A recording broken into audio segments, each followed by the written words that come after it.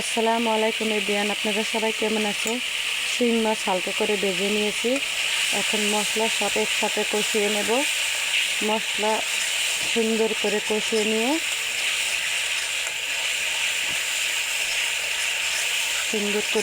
নিয়েছি।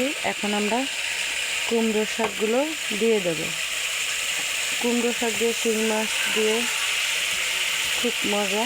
আপনারা বলতে পারেন শিং মাছের রেসিপি প্রতিদিনই দেন। আমার বাচ্চাকে আমি প্রতিদিন শিং মাছই খাওয়াই। আদার্স অন্য মাছ বেশি দেই না, কারণ অন্য মাছের কাঁটা থাকে।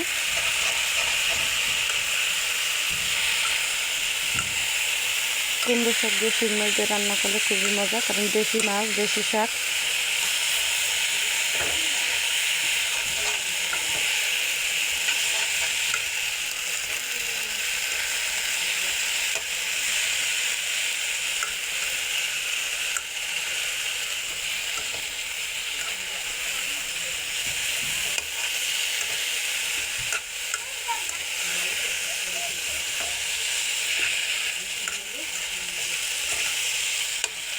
শাকগুলো ভালো করে কষিয়ে ঝোলের পানি দিয়ে কিছুক্ষণ পরে মাছ দিলে রান্না করা হয়ে যাবে।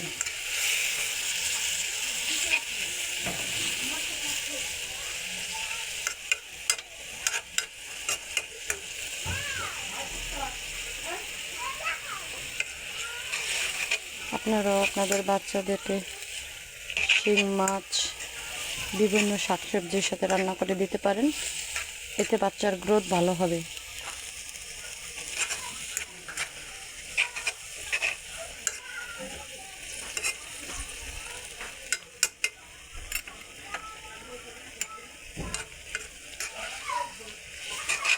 এখন আমরা ঝোলের পানি দিয়ে দেব।